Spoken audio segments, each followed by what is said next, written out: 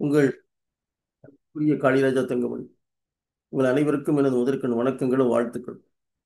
உங்கள் ஆசிரியர் YouTube channel மூலமாக உங்களோடு நான் பேசப் போகின்ற விஷயம் என்னவென்றால், நாடாளுமன்ற உறுப்பினர்களின் ஊதிய உயர்வு. நமது இந்திய பாராளுமன்றத்தினுடைய உறுப்பினர்களுக்கு அவர்கள் ஊதியத்தை 24% அதிகரித்து கொடுத்திருக்கிறார்கள். அதை நாம் ஏற்றுக்கொள்வோம். அதே போன்று ஓய்வூதியம் பெறுகின்றவர்களுக்கும் அந்த பாராளுமன்ற உறுப்பினர்கள் 5 வருடம் அவர்கள் எம்பியாக இருந்தால் அவர்களுடைய பென்ஷன் தொகையை அவர்கள் 25,000 அவர்கள் 31,000 அவர்கள் உயர்த்தி கொடுத்திருக்கிறார்.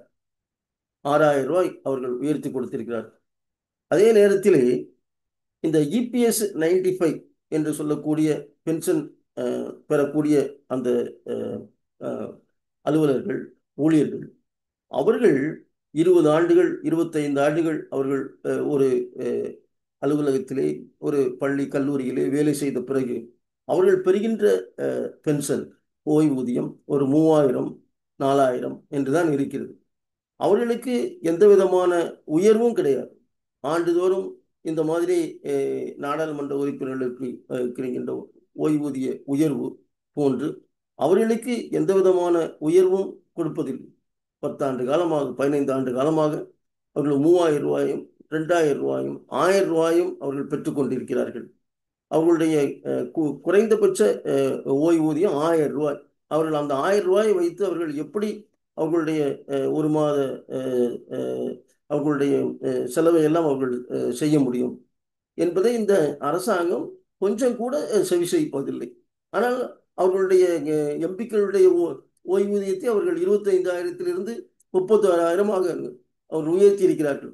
அதிகாரம் இருக்கிறது என்பதற்காக தான் எதுனாலும் செய்யலாம்.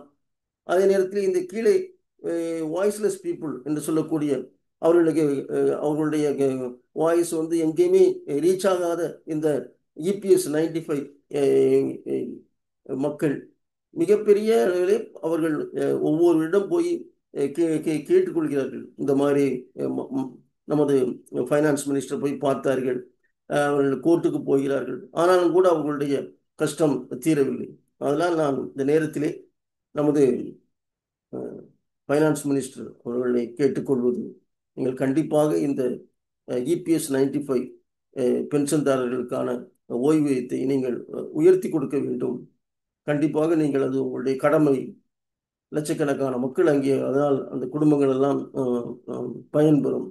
இல்லாவிட்டால் அவர்கள் பொருளாதாரத்திலே மிகப்பெரிய அளவிலே அவர்கள் கஷ்டப்பட்டு கொண்டிருக்கிறார்கள் என்று சொல்லி, கண்டிப்பாக நீங்கள் இந்த இபிஎஸ் 95 எம்ப்ளாயீஸ் பென்ஷன் ஸ்கீம் 95 என்று சொல்லக்கூடிய அந்த பென்ஷன் பெறக்கூடிய மக்களுடைய ஓய்வூதியத்தை நீங்கள் கண்டிப்பாக உயர்த்தி கொடுக்க வேண்டும் என்ற அன்போடு உங்களுடைய கேட்டு விடைபெறுகிறேன். நன்றி, வணக்கம்.